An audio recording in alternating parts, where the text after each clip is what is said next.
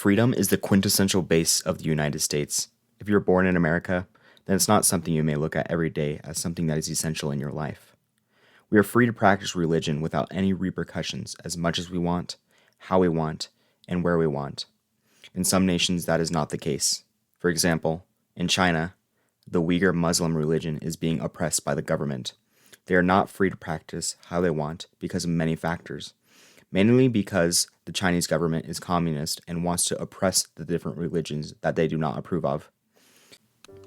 Now, you have to look at all standpoints of the situation. But the main question we can ask here is it ethical to be treating people in such horrible ways? Coming up next. To understand the question, is it ethical, we have to look into what is actually happening and know the logistics. In China, there is a state of surveillance where the Muslim community is being detained and forced to be so-called re-educated. In an article, it says at least 1 million people, maybe as one as 1.5 million, have been detained in a large network of recent constructed camps where they undergo forced re-education and political indoctrination. Not only are they forced to become something they do not believe in, they also have to be essentially brainwashed into believing in their political views. It's a part of what the Chinese call a security initiative in Xinjiang. There had been an increasingly amount of violence amongst the Uyghur population and the Chinese population. The response of the Chinese government was to crack down on the Uyghur population and re-educate.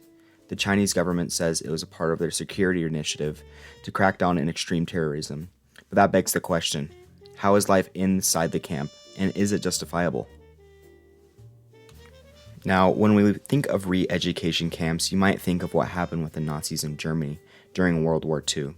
Although they were called concentration camps, one may be able to compare them, as they are not as harsh from a first-hand experience from a woman named of Rosanne Morgat. She says, "After 10 years of living in France, I returned to China to sign some papers, and I was locked up. For the next 2 years, I was systematically dehumanized, humiliated, and brainwashed. After almost 5 months of being in the police cells, being randomly interrogated and tortured, they take her to the concentration camps, or the re-education camps, however you want to call it. She says, on my first day, female guards led me to my dormitory full of beds, mere planks of number wood. There were already other women there. Nadira, bunk number 8. I was assigned bunk number 9. Nadira showed me around the dormitory, which had the heady smell of fresh paint, the bucket for doing your business, which she kicked wrathfully, the window with its metal shutter always closed, the 2 cameras panning back and forth in high corners of the room. That was it. No mattress, no furniture, no toilet paper, no sheets, no sink. Just the 2 of us in the gloom and the bang of a heavy cell doors slamming shut. This was no school. It was a re-education camp with military rules and clear desire to break us. Silence was enforced, but physically taxed to the limit. We no longer felt like talking anyway. Over time, our conversations dwindled. Our days were punctured by the screech of whistles on walking, at mealtime, at bedtime. Guards always had an eye on us. There was no way to escape their watchfulness. No way to whisper, wipe your mouth, or yawn, for the fear of being accused of praying. It was against the rules to turn down food, for fear of being called an Islamist terrorist. The wardens claimed our food was halal. She later says, at night, I collapsed on my bunk in a stupor. I lost all sense of time. There was no clock. I guessed at the time of day from how cold or how hot it felt. The guards terrified me. We hadn't seen daylight since we arrived. All the windows were blocked by those damned metal shutters. Though one of the policemen had promised I'd be given a phone, I hadn't been. Who knew I was being held here? Had my sister been notified? Or Kirim? Or Gulamar? It was a walking nightmare. Beneath the impassive gaze of the security cameras, I couldn't even open up to my fellow detainees. I was tired. So tired. I couldn't even think anymore. They spend most of their days in classrooms, where they're learning Chinese ideologies. If they were caught praying, or if they're caught in the act of what looked like praying, they would be dragged away violently from the room. She says, "One day in my classmates, a woman in her 60s shut her eyes, surely from exhaustion or fear. The teacher gave her a brutal slap. 'Think I don't see you praying? You'll be punished.'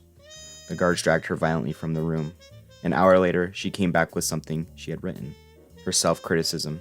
The teacher made her read it loud to us. She obeyed, ashen-faced, then sat down again. All she had done was shut her eyes. She was reportedly in that classroom for 11 hours a day, reciting the Pledge of Allegiance to China. Thank you to our great country. Thank you to our party. Thank you to our dear President Xi Jinping." In the evening, a similar version ended the lesson. "I wish for my great country to develop and have a bright future. I wish for all the ethnicities to form a single great nation. I wish good health to President Xi Jinping.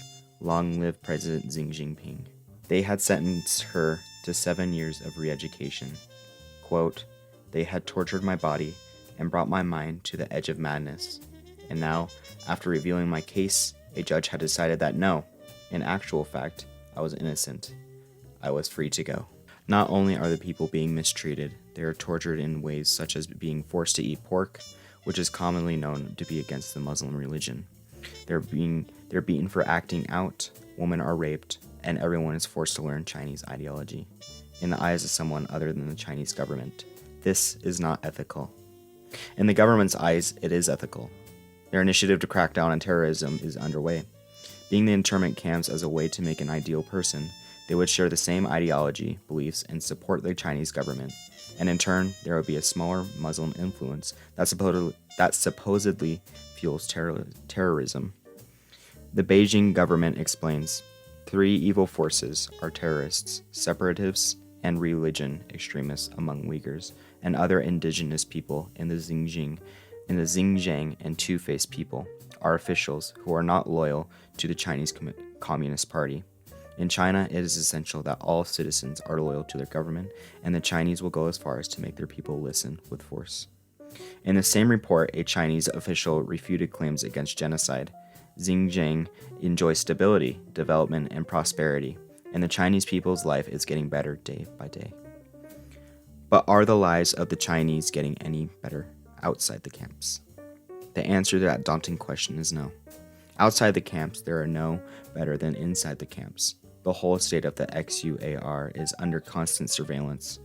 There are many things that can count you as an extremist, such as open or even private displays of religious and cultural affiliation, including growing an abnormal beard, wearing a veil or headscarf, regular prayer, fasting, or avoidance of alcohol, or possessing books or articles about Islam or Uyghur culture can be considered extremist under the regulation.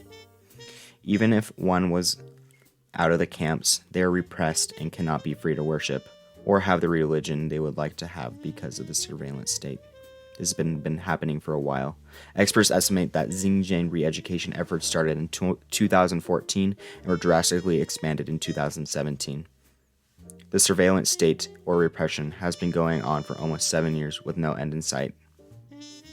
After looking at everything, the first-hand account, and what the Chinese government is doing, one can argue that the Chinese government camps are not ethical to society. The argument of it's a crackdown on extreme terrorism does not hold up when millions of innocent people are being forced to practice in wrong ways.